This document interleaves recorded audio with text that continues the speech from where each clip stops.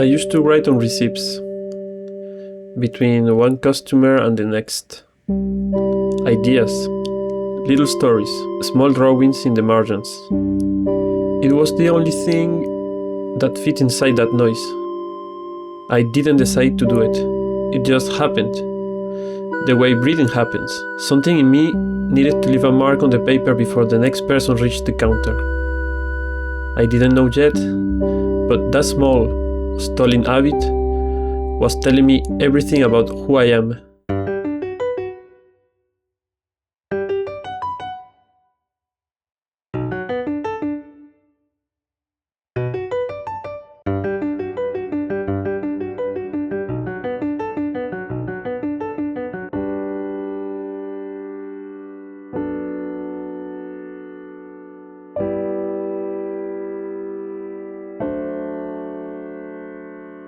I work as a receptionist. When the front desk went quiet, I slip into the office in the back, close the doors, and write.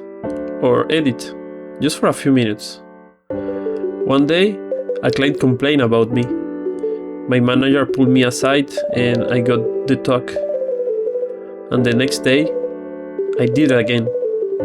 I'm not exactly proud of that, but it taught me something I cannot argue with. This was never a choice. Creating for me is something physical, like hunger or sleep.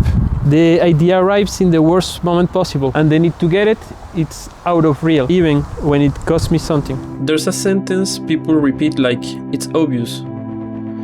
Everyone should have a creative project. And I believe it. But there's a part of that sentence nobody says out loud. Creating is a need. But stopping, sitting down, give it time, give it space, that's a privilege. And not everyone can afford it. Back at the register, I had neither the time nor the space. But here's what I learned. The need doesn't disappear when you have nowhere to put it.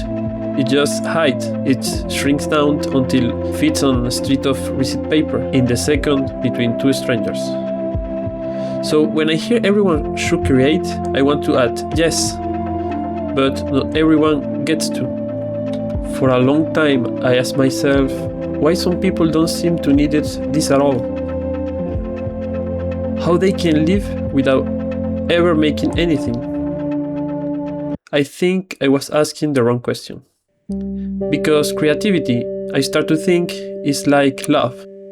You don't choose it, it arrives. From the outside, you can see it. You only notice it in what a person does with it.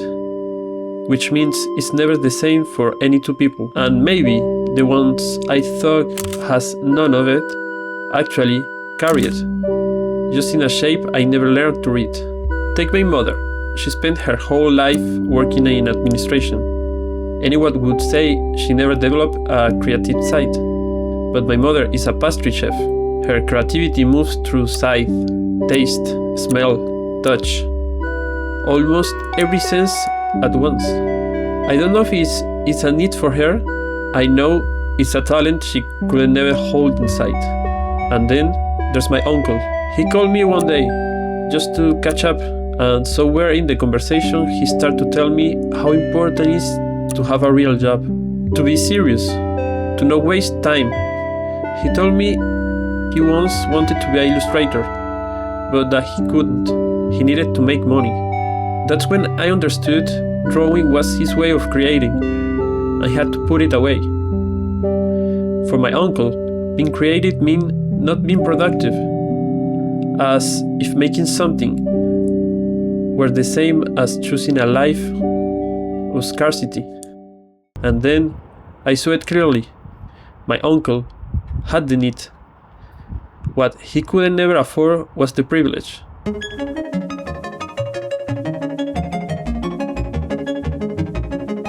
He is who I would have been if I hadn't even had a receipt. It made me sad. I don't know it's because he might be right, or because the way he sees it is just a way to protect himself, like someone carrying the heartbreak of a love he never dared to live. And still, When I'm inside it, my body moves over its own. Time stops existing. The details get sharper. People seem kinder. Since I started this channel, I got out to film, and sometimes I ask someone for help. I need to tell you how strange that is. I'm the person who wrote in secret, who hide in the back office, and asking for help, letting someone stand next to me while I'm making something, has been the most unexpected part of this year. An office, your bedroom, the bus, the library. The moment you begin to create, the place changes. In my first video I said that making videos is the way I have to close the distance between what the world sees and who I really am. That's the power of creating. You give it a shape and a place to the thing that can't be seen, so it can finally exist outside your own head. I used to think I create to be alone with myself, to be my own company, and I still am my own company. But it turned out that's exactly what let me, finally, lets others people in. Maybe that's it. You don't create to escape the world. You create to find the people who can hear you. That's why I built a space for us.